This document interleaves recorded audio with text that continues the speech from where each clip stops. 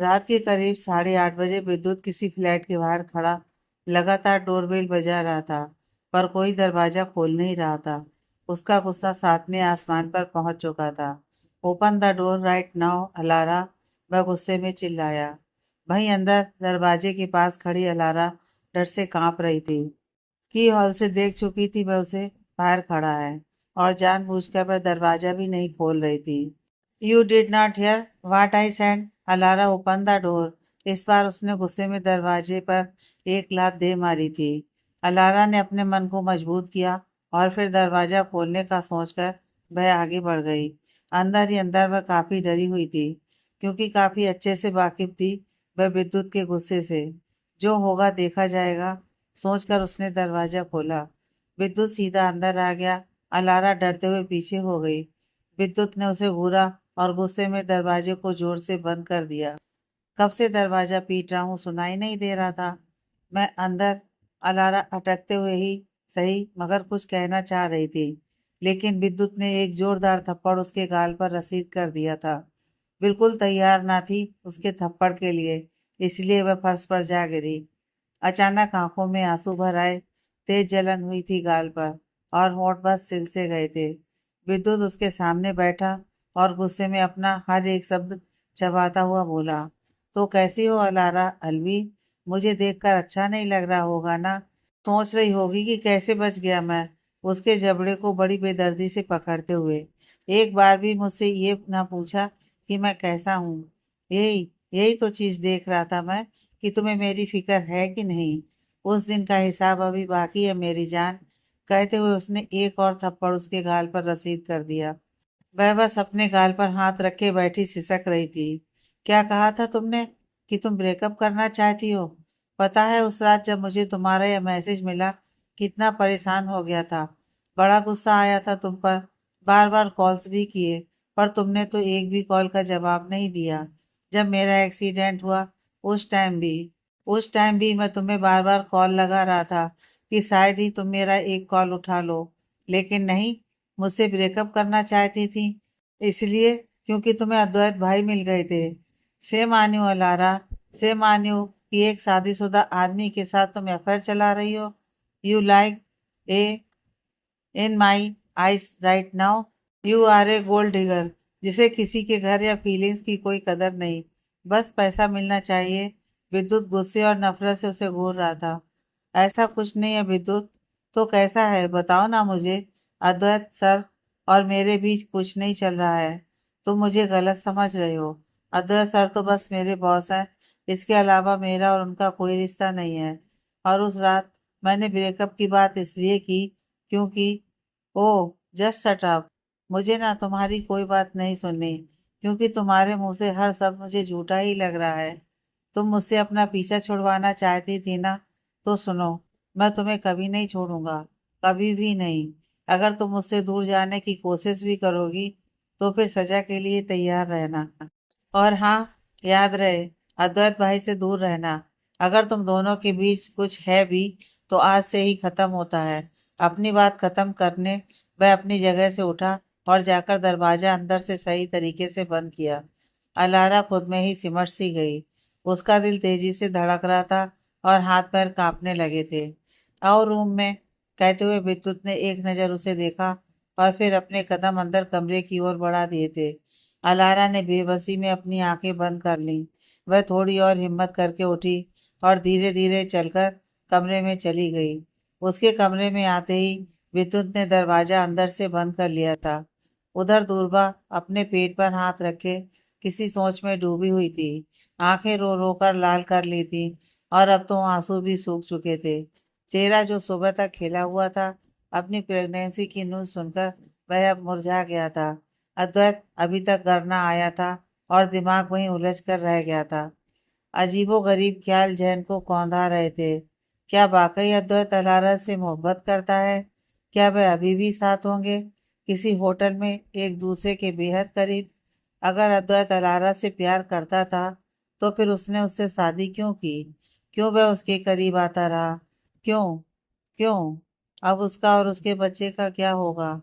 क्या अद्वैत उसे खुद से दूर कर देगा? क्या वह उसे छोड़ देगा अलारा के लिए?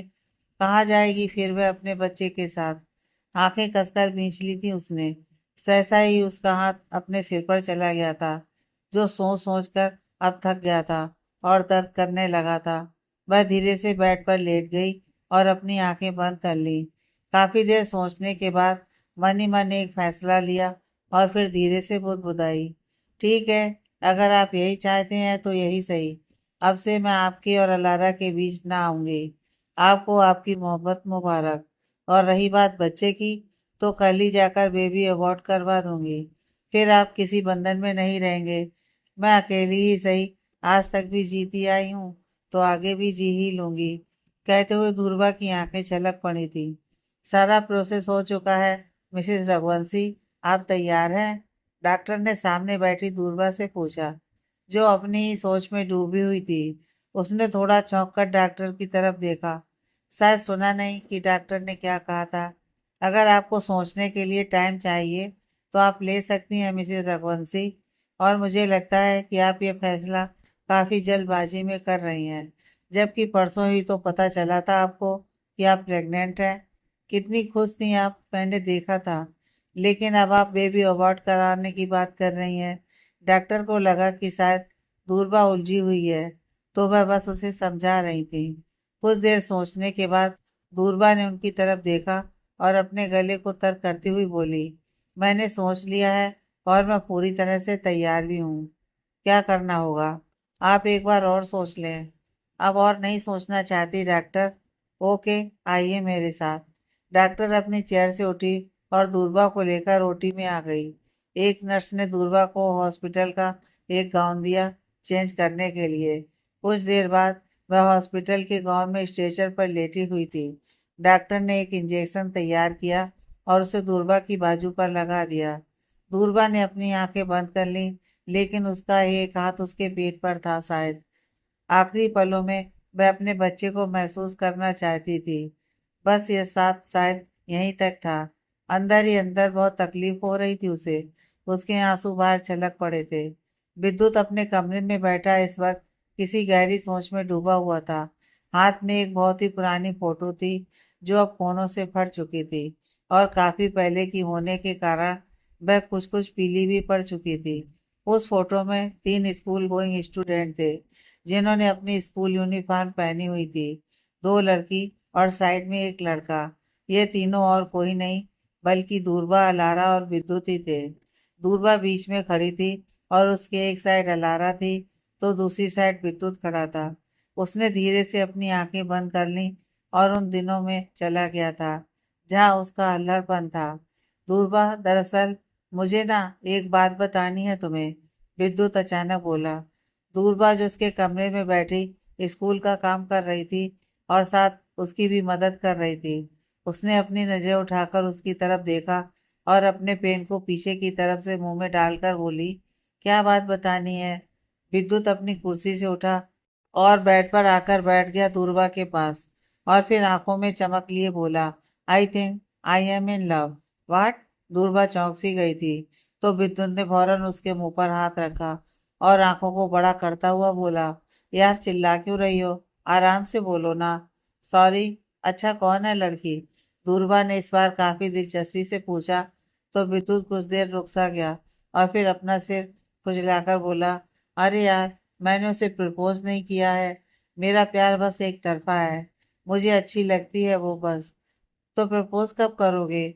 जब कोई और तुम्हारे सामने से उसे उड़ाकर ले जाएगा? स्टूपिड। दूरबा ने उसके सर पर एक चपत लगाई, तो वह अपने सिर को सहलाता हुआ मासूमियत से बोला, पर मुझे प्रपोज करना नहीं आता। प्रपोज कैसे करते हैं?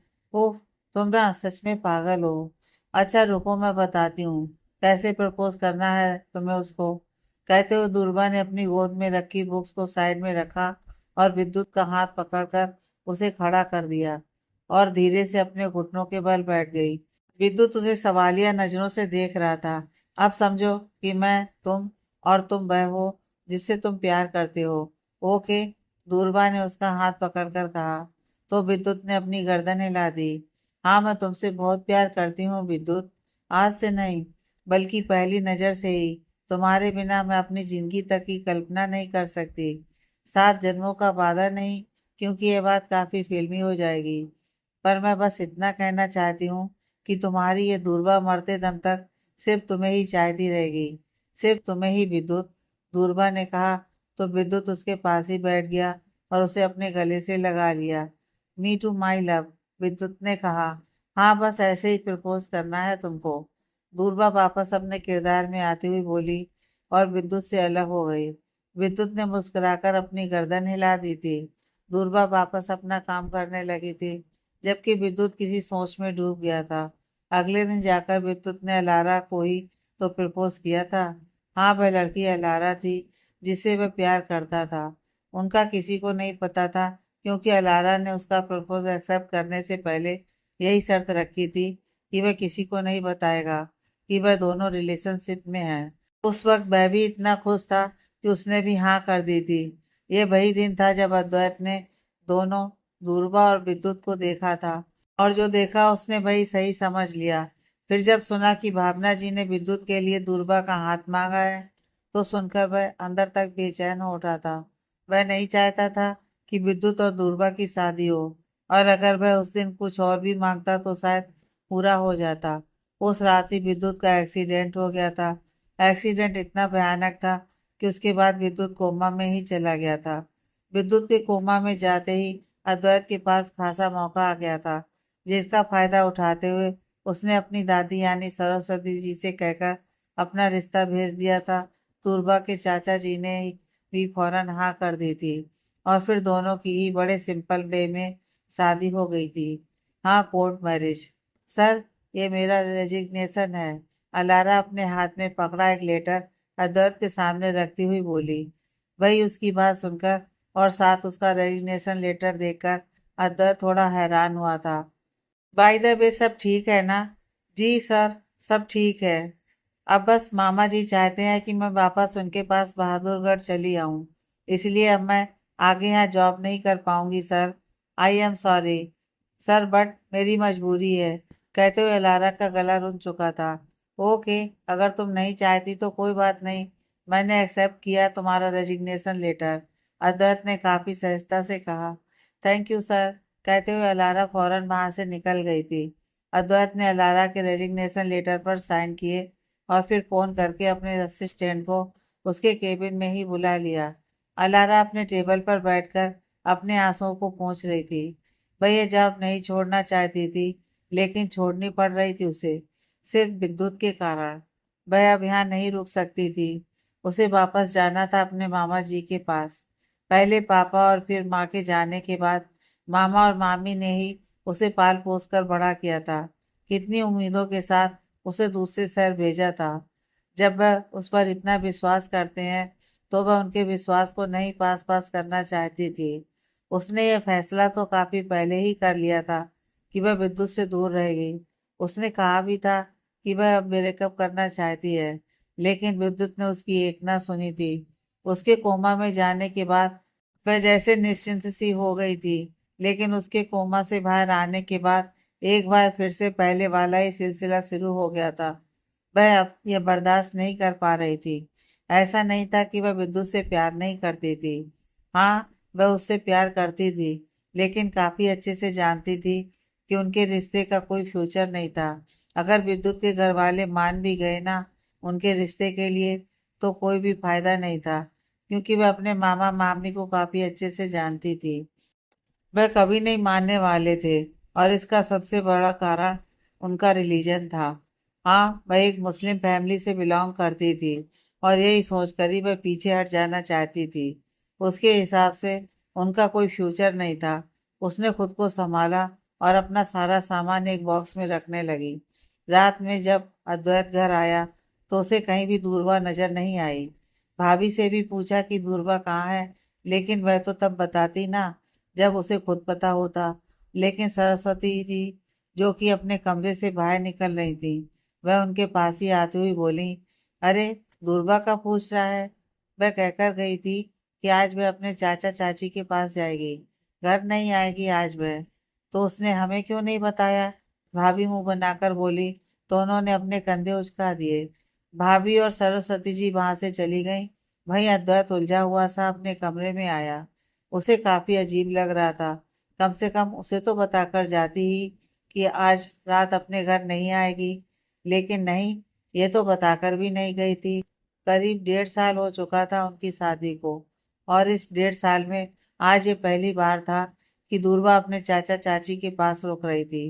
वरना अगर वह जाती भी थी ना, तो बेशक उसे देर रात घर आना पड़े, वह आती जरूर थी। शायद कोई काम पड़ गया होगा, यह सोचकर ही उसने अपना सिर झटक दिया था। फिर डिनर करके वह भी सोने के लिए बेड पर लेट गया था, लेकिन न जाने क्यों उसका दिल आज काफी बेचैन था। शायद दूरबा का उसके पास ना होना उसे बार बार बेचैन कर रहा था। अब कैसी है वो? सचिन जी ने अपनी पत्नी सुमन जी से पूछा, जो अभी दूरबा के कमरे से बाहर आई थी।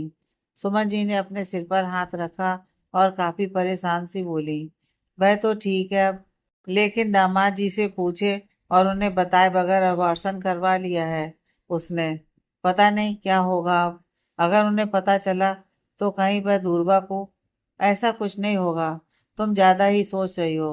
दूरबा से कहना कि कोई जरूरत नहीं है अद्वैत को अपने अबॉर्शन के बारे में बताने की। सुमन जी की बातों को बीच में ही काटकर सचिन जी ने काफी गंभीरता से कहा, मुझे तो काफी डर लग रहा है सचिन जी। दूरबा ने किया तो बहुत गलत है, लेकिन अब हम कर भी तो क्या ही सकते हैं। सचिन जी ने अपना सिर हिलाकर कहा।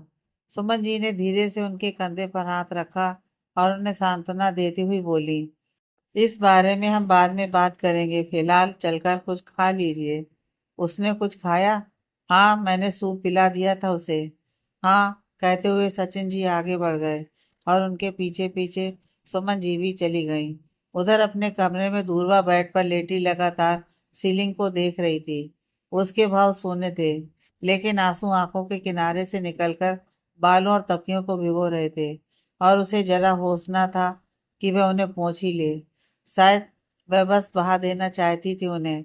उसने धीरे से अपने कांपते हुए हाथ को पेट पर रखा और अपनी आंखें बंद करके सिसक उठी। खुद पर ही गुस्सा आ रहा था उसे कि वह ऐसा कैसे कर गई थी। जल्दबाजी का उसका ये फैसला कहीं गलत तो नहीं था। वह अभी भी उलझी हुई सी थी। अलारा जा चुकी थी अपने मामा जी के घर, बिना विद्युत को बताए, क्योंकि वह नहीं चाहती थी कि विद्युत वहां भी उसका पीछा करे। 2 दिन बीत गए थे, और बीते इन 2 दिनों में दूरबा अपने चाचा चाची के पास ही रही थी, क्योंकि उसमें नहीं थी हिम्मत किसी का भी सामना करने की। और अद्वैत अद्वैत का तो वह सामना करना ही नहीं चाहती थी, लेकिन उसे सच्चाई से रूबरू तो करवाना ही था। इसलिए ना चाहते हुए भी वह सुबह ही उठकर तैयार हुई और अपने कमरे से बाहर आ गई। आज संडे था, तो सचिन जी घर पर ही थे। अभी वह हॉल में चाय ही पी रहे थे। सुमन भी शायद किचन में थी। चाचा जी, बात करनी है आपसे। हाँ बेटा, आओ बैठो, सचिन जी ने कहा। तो दूरबा उनके पास ही बैठ गई और अपना सिर झुकाकर बोली, चाचा जी, मुझे वह 10 करोड़ का चेक वापस चाहिए। उसकी बात सुनकर सचिन जी ने कुछ देर सोचा और फिर अपनी गर्दन हिलाकर बोले, ठीक है, मैं दे देता हूँ वह चेक। वैसे भी अब कंपनी काफी प्रॉफिट में भी चल रही है। क्या आप मुझे रघुवंशी हाउस ले चलेंगे? हाँ बेटा, कब चलना है? अभी चलें? ठीक है, मैं एक बार तैयार होकर आता हूँ। और साथ में चेक भी लेकर आया। कहते हुए सचिन जी उठे और अपने कमरे में चले गए। दूरबा भी धीरे से उठी और कमरे में आकर अपनी सारी रिपोर्ट्स को एक पॉली बैग में डाल लिया और वापस बाहर आ गई। कुछ देर बाद दोनों ही रघुवंशी हाउस के लिए निकल गए। जब वह घर पहुंचे तो सब हॉल में ही बैठे थे, सिवाय अद्वैत के।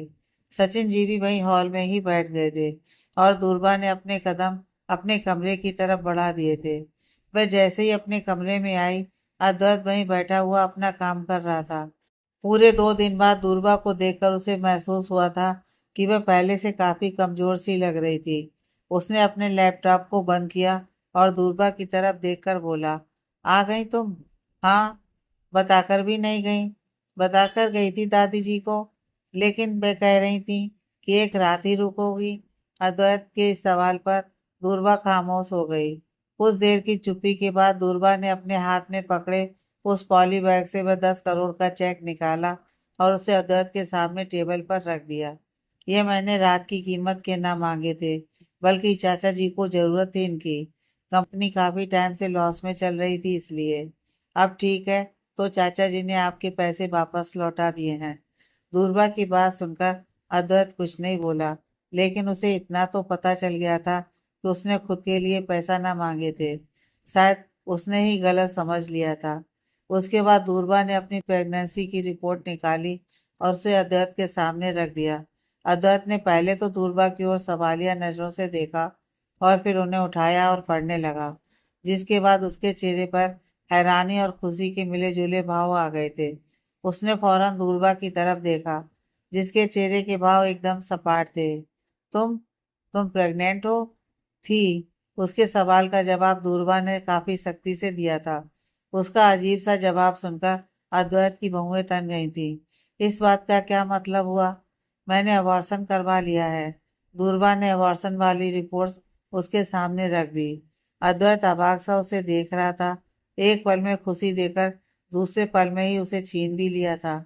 अद्वैत ने कांपते हाथों से वह वार्सन वाली रिपोर्ट्स उठाई और जैसे जैसे आगे पढ़ी, उसे महसूस हुआ कि उसका दिल किसी ने मुट्ठियों में भींच लिया था। चेहरा अचानक काला पड़ गया था। उसने गुस्से में दूरबा की ओर देखा, जिसके भाव अभी भी सपाट ही थे और आंखों में अजीब सा सूनापन था। अद्वैत ने अपने हाथ में पकड़ी उसकी रिपोर्ट को गुस्से में फेंक दिया और उठकर सीधा दूरबा की गर्दन पकड़ ली और उसे दीवार से सटा दिया। अद्वैत की पकड़ उसकी गर्दन पर इतनी मजबूत थी कि दूरबा की सांसें उखड़ने लगी थी। वह खुद को छुड़वाने की कोशिश कर रही थी, पर उसके द्वारा की गई सभी कोशिशें बेकार थीं। अद्वैत ने उसकी गर्दन पर अपनी पकड़ और कस दी। आंखें तो उसकी भी नम हो गई थीं, लेकिन गुस्सा इस कदर हावी था कि इस पल में वह सोचने समझने की शक्ति खो चुका था। अपने दांतों को पीसता हुआ वह गुस्से में बोला, तुमने क्यों किया ऐसा? क्यों? क्योंकि क्योंकि मैं नहीं रखना चाहती थी उसे, वह बड़ी मुश्किल से बोली थी। क्योंकि वह बच्चा मेरा था इसलिए? तुमने मेरे बच्चे को मार दिया। अद्वैत की आंखें गुस्से में धधक रही थी। हाँ, हाँ, क्योंकि वह बच्चा आपका था। दूरबा, अरे तुम्हें जरा दया नहीं आई एक अजन्मे बच्चे को मरवाते हुए? तुम्हारे जमीर ने एक बार भी इनकार नहीं किया। हाँ ठीक है, अगर तुम उस विद्युत से प्यार करती हो, लेकिन कम से कम एक बार मुझसे तो कहती। एक बार, अरे मैं दे देता डिवोर्स, चली जाती ना फिर तुम अपने प्यार के पास। लेकिन तुमने मेरे बच्चे को मेरे बच्चे को कहते हुए अद्वैत ने दूरबा को छोड़ दिया और वहीं रखी वुडन चेयर ड्रेसिंग टेबल के मिरर से दे मारी। दूरबा ने फौरन अपने कानों को ढक लिया। पूरा शीशा पास पास हो गया था और उस शीशे की तरह अद्वैत भी अंदर तक पास पास हो गया था। अद्वैत हारा सा वहीं बेड के पास फर्श पर बैठ गया और अपने बालों को नोचते हुए गुस्से में ही बोला, तुम बहुत स्वार्थी निकली दूरबा। मुझे तुमसे ये उम्मीद नहीं थी। हाँ, तो मुझे भी उम्मीद नहीं थी आपसे कि आप शादीशुदा होकर भी किसी और के साथ अफेयर चलाएंगे। दूरबा भी रोते हुए मगर गुस्से में बोली। भाई उसकी बात सुनकर अद्वैत ने हैरान होकर उसे देखा। वह उठा और उसके पास आकर खड़ा हो गया। क्या कहा तुमने? जो आपने सुना। अद्वैत ने अपनी लाल आंखों से उसे देखा और एक खींच कर थप्पड़ उसके गाल पर रसीद कर दिया। बदले में दूरबा ने भी गुस्से में आकर एक थप्पड़ अद्वैत को मार दिया था। अब कोई हक नहीं है आपका मुझ पर, जो मैं आपकी जातियां सहूं। दूरबा उसे खुद से दूर धकेलती हुई चिल्लाकर बोली, चली जाओ दूरबा मेरी नजरों के सामने से, इससे पहले कि मैं अपने आपे को खो दूं और कुछ ऐसा कर बैठूं जो तुम्हारे हित में सही ना साबित हो। तुम्हें जो करना है, जिसके साथ रहना है, रहो। बस एक रिक्वेस्ट है कि कभी भूल कर भी मेरे सामने मत आना। पूरी जिंदगी में कभी भी नहीं, क्योंकि मैं नहीं देखना चाहता तुम्हारा यह चेहरा जिसके पीछे मेरे बच्चे का कातिल छुपा है। अद्वैत के शब्द बहुत कठोर थे इस वक्त। दूरबा बस शून्य भाव से उसे देख रही थी। अद्वैत उसके सामने से हटकर खिड़की के पास खड़ा हो गया। दूरबा ने धीरे से अपने पेट पर हाथ रखा और धीरे धीरे चलकर कमरे से बाहर चली गई। उसके जाने के बाद अद्वैत बेजान सा होकर वहीं बैठ गया और अपना चेहरा अपनी हथेलियों में छुपाकर फपक फपक कर रो पड़ा था। आई हेट यू दूरबा, बे आवाज ने उसके होंठ फड़फड़ाए थे। दूरबा नीचे आई तो सब अपनी जगह खड़े होकर उसे ही देख रहे थे। विद्युत को दूरबा की हालत कुछ सही नहीं लगी थी। वह आगे बढ़ा तो दूरबा ने अपना हाथ आगे कर दिया, जिसे समझकर विद्युत अपनी जगह पर ही ठिठक गया। चलिए चाचा जी। बेटा हुआ क्या? सचिन जी ने आगे बढ़कर उसे पकड़ा। सब खत्म हो गया है। क्या हुआ दुर्बा? भाभी परेशान सी उसके पास आई। सब खत्म हो गया। चलिए चाचा जी, दूरबा ने कहा तो सचिन जी उसे लेकर वहां से चले गए। बाकी घर वाले अवाक थे। वही भाभी और विद्युत एक साथ सीढ़ियों की तरफ दौड़े। दोनों को ही अद्वैत की फिक्र हो रही थी। दोनों जैसे ही कमरे में आए तो देखा कि अद्वैत फर्श पर बैठा रो रहा था। दोनों का दिल धक से हुआ। भाभी जल्दी से अद्वैत के पास आई और उनके कंधे पर हाथ रखकर परेशान सी बोली, भाई क्या हुआ? अद्वैत ने भाभी की आवाज सुनी तो वह उसके गले लगकर सुबकते हुए बोला, दूरबा ने मेरे बच्चे को पैदा होने से पहले ही मार दिया। भाभी। क्या? भाभी के साथ साथ विद्युत के मुंह से भी यही निकला था। लेकिन उसने कहा था कि वह ऐसा कुछ नहीं करेगी। विद्युत ने जैसे ही ये कहा, अद्वैत ने गुस्से में उसकी ओर देखा और फिर भाभी से दूर हटकर उठा और विद्युत का कॉलर पकड़कर उसे बेड पर गिरा दिया। विद्युत कुछ रिएक्ट करता उससे पहले अद्वैत ने उसके मुंह पर अपना मुक्का मार दिया। सब तेरी वजह से हुआ है। सब कुछ। तुझसे प्यार करती थी वह। तुम्हारे पास आने के लिए उसने ये सब किया। तू भी मिला हुआ उसके साथ। मुझे धोखा दे रहे थे ना तुम दोनों। भाई ऐसा कुछ नहीं है जैसा आप सोच रहे हैं, बल्कि उसने अबार्सन आपके अफेयर की वजह से करवाया है। मेरा अफेयर? क्या बकवास कर रहा है तू? अद्वैत की पकड़ विद्युत पर कुछ ढीली पड़ गई थी। हाँ भाई, कुछ दिन पहले जब उसे पता चला कि वह प्रेग्नेंट है तो वह काफी खुश थी। वह आपको ये गुड न्यूज देने आपके ऑफिस भी गई थी। लेकिन वहां जो उसने देखा। क्या देखा उसने? मुझे नहीं पता कि ये कितना सच है या झूठ, लेकिन जो दूरबा ने मुझे बताया वह यह था कि जब वह आपके केबिन में गई तो उसने वहां देखा कि आप और अलारा एक दूसरे के बेहद करीब थे। अलारा का नाम लेते हुए विद्युत की आंखें गुस्से में लाल हो गई थी। पागल हो गया है क्या? मेरे और अलारा के बीच ऐसा कुछ नहीं है। मैं भाभी की कसम खाकर कहता हूँ। और वह कब आई थी मेरे ऑफिस? कब उसने देखा? कहते हुए अचानक अद्वैत को वह दिन याद आया था जब उसने अलारा को गिरने से बचाया था। फिर दरवाजा बंद होने की आवाज भी तो पड़ी थी उसके कानों में। लेकिन उसने जब बाहर जाकर देखा तो कोई नहीं दिखा था उसे। तो शायद उस समय बाहर दूरबा थी। अद्वैत ने अपना सिर पकड़ लिया। उसे गलत फहमी हो गई थी। मैंने तो बस अलारा को गिरने से बचाया था। विद्युत के माथे पर भी बल पड़ गए। वही भाभी कंफ्यूज सी उन दोनों की बातें सुन रही थी और उसी गलत फहमी के चलते उसने अबॉर्शन करवाया है। और आपको एक और गलत फहमी है कि दुर्बा मुझसे या मैं दुर्बा से प्यार करता हूँ, बल्कि वह तो मेरे लिए भाभी जैसी है हमेशा से ही। मुझे दुर्बा ने बताया कि आप उस पर क्या इल्जाम लगाते थे मुझे लेकर, जबकि हमारे बीच ऐसा कुछ नहीं था। बितुन ने जैसे ही ये कहा, अद्वैत के ऊपर मानो बिजली गिरी थी। उसकी आंखें हैरानी से बड़ी हुई। विद्युत ने अपने होठ के पास से खून को अपने अंगूठे से साफ किया और उठकर बैठ गया। अद्वैत के अंदर ही अंदर अब सवाल कुलमुलाने लगे थे।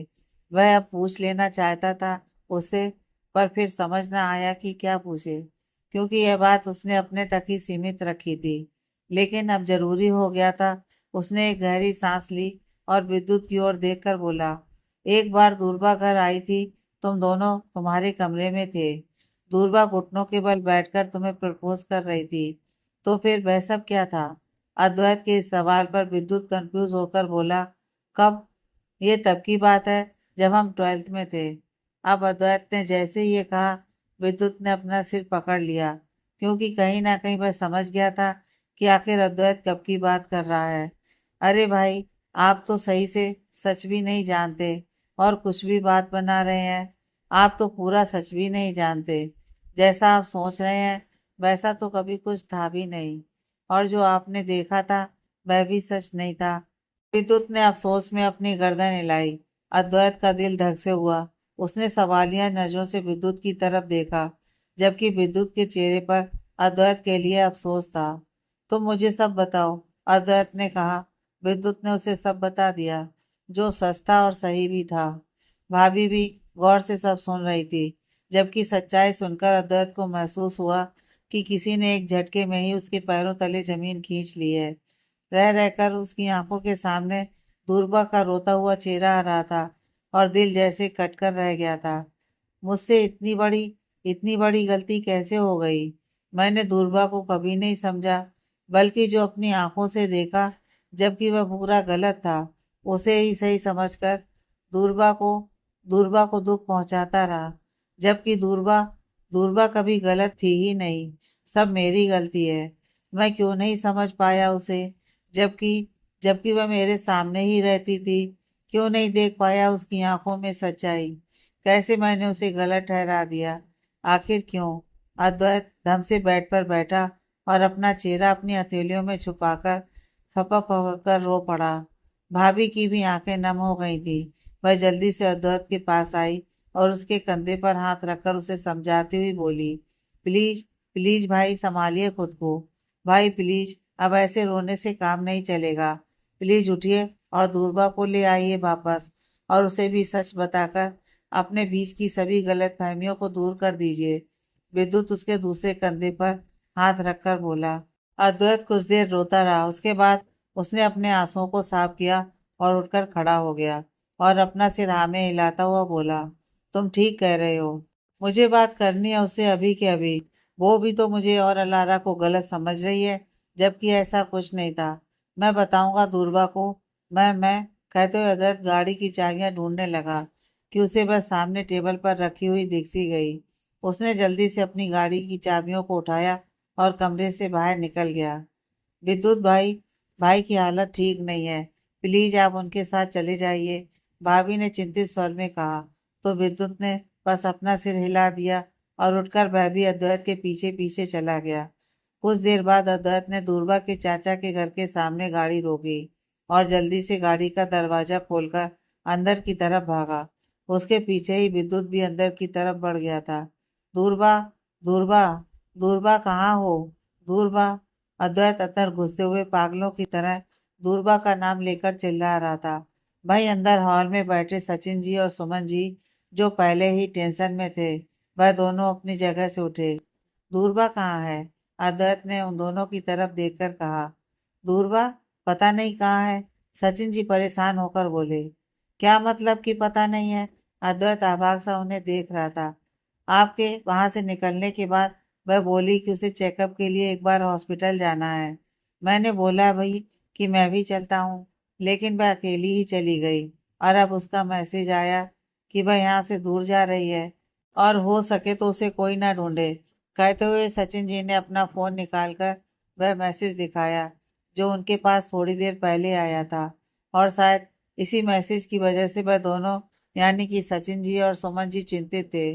अद्वैत ने उनकी बात सुनी और साथ में वह मैसेज पढ़ा तो वह लड़खड़ाकर 2 कदम पीछे हो गया। वह तो समय से विद्युत ने उसे पकड़ लिया, वरना उसका गिरना तय था। नहीं, नहीं, नहीं, ऐसा नहीं हो सकता। वह मुझे छोड़कर नहीं जा सकती। प्लीज दूरबा, वापस आ जाओ यार। मैं तुम्हारे बिना नहीं जी सकता। प्लीज आ जाओ वापस। प्लीज मत छोड़ो मुझे यूं अकेला। Please come back. अद्वैत रोते हुए चिल्लाकर बोला और वहीं फर्श पर अपना सिर पकड़कर बैठ गया। भाई संभालो खुद को प्लीज। दूरबा को ढूंढेंगे ना हम, और उसे वापस भी लेकर आएंगे। वह आपसे और हम सबसे दूर नहीं जा सकती। विद्युत उसे संभालता हुआ बोला। कोई तो मेरी दूरबा को वापस ले आओ। अद्वैत का दिल बुरी तरह से तड़प रहा था और वह बस रोए जा रहा था। नहीं था उसे खुद का भी होश। नहीं बर्दाश्त कर पा रहा था दूरबा का उसे यूं दूर जाना। वहीं खड़े सचिन जी और सुमन जी, दोनों का ही मन यह देखकर पसीज गया था। अगर उनका बस चलता ना, तो अभी दूरबा को वापस ले आते। लेकिन कहाँ है वह और कहाँ गई, इसका भी तो उन्हें कहाँ पता था। तो कैसे लेकर आते उसे वापस? और कहीं ना कहीं उन्हें दूरबा का यूं दूर जाने का फैसला पसंद भी नहीं आया था कि पहले ही वह इतनी बड़ी गलती कर चुकी थी, अद्वैत को बिना बताए अबॉर्शन करवा कर। कहाँ तक उसे सही ठहराते वह? बस शर्मिंदा थे उसकी हरकत पर, और दया भाव थे अद्वैत के लिए इस वक्त उनके चेहरों पर। विद्युत की भी आंखें नमसी हो गई थी अद्वैत को इस तरह रोता देखकर। आज से पहले उसने कभी अद्वैत को इस तरह टूटते बिखरते नहीं देखा था, जिस तरह वह आज देख रहा था। तब भी नहीं जब उसके पापा की हार्ट अटैक से मौत हुई। तब भी नहीं जब उसकी मम्मी उन्हें छोड़कर चली गई। तब भी नहीं जब भावना जी ने भाभी और उसे घर से बाहर निकाल दिया था, जबकि वह तो काफी छोटे थे उस समय। अकेले ने ही खुद को और भाभी को संभाला था। कभी नहीं टूटा था वह, लेकिन आज आज वह बुरी तरह से टूट गया था, सिर्फ दूरबा के दूर जाने से। आगे की कहानी नेक्स्ट पार्ट में।